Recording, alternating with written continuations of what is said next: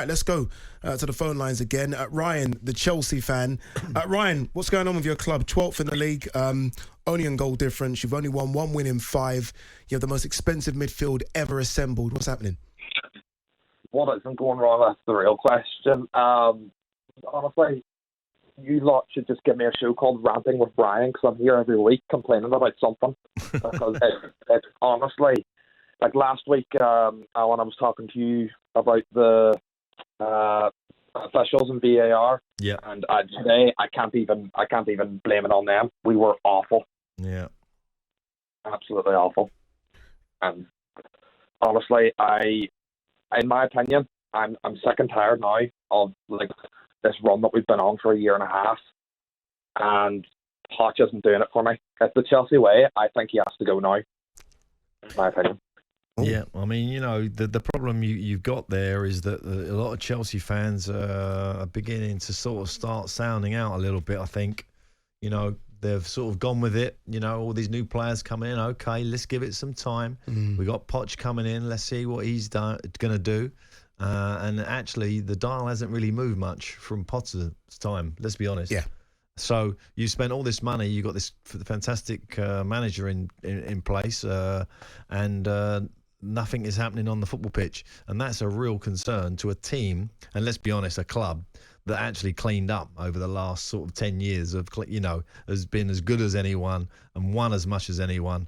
And it's a real worry, I think, this weekend, because to go to Everton like that and, you know, that performance, it's just not good enough for the financial commitment that's been made. Yeah. Ryan, what do you make of the big players that have come in? You heard Alan say that the financial commitment.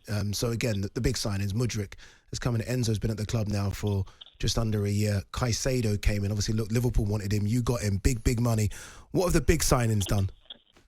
Well, I think Mudryk was one of our better players today. Like, he showed a bit of passion and aggression to go forward, but it still wasn't good enough.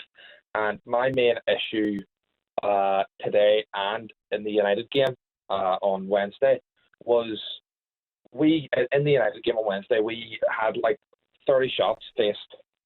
We faced 30 odd shots from United, and when it came to clearing them out from our defenders cleared it out to no one in the midfield because Enzo and Caicedo were not there.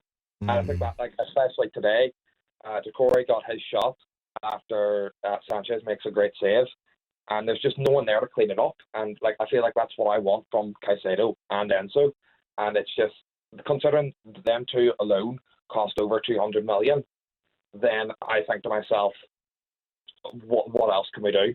If they cost that much, do we have to spend $1 billion on per midfielder to actually get a decent result off of midfield? It's not good enough, and a lot of them don't deserve to be wearing that shirt. That's the problem, isn't it? I mean, Alan, the midfield's not working, so does he reinvest in the midfield? Obviously, they got Lavia to come, who we haven't seen yet from Southampton, but then up front, they're blunt, aren't they? You look at up front and you think... Well, they've got more problems than that, because, you know, if you look at the back, you know, you look at the back four, and you have to say that Silva, I don't know, he's 38 or something. Yeah, 38, 39, 47, whatever he is, you know, and take him out of the team and you think, wow, you know, where's the difference? The team looks even weaker without him in the team, and you know he's not going to get any better at this stage of his career. So I think there's a lot to worry about at Fulham, at Chelsea. And I was at Fulham today, as I said to you, and Paulinho played. Now this is a guy who was going to go to Bayern Munich, right? And you know he's been courted, but this is a defensive midfield player. Yeah, somebody who's done it at that. At Premier League level and above for a number of years. You can see the experience in him, and he delivers and he delivers and he delivers. Caicedo was a young boy. He only had he's only done a year, 14, 16 months at that level. That's all all it was. And now we're asking him to come into a, let's be honest, champions winning team. You know, Chelsea, this famous club who's investing millions. Come on, son. And I think it's a bit too much for him. I feel a little bit sorry for him, if I'm honest. And Enzo's been carrying the mantle, hasn't he, of that midfield for all, you know, since he's been here.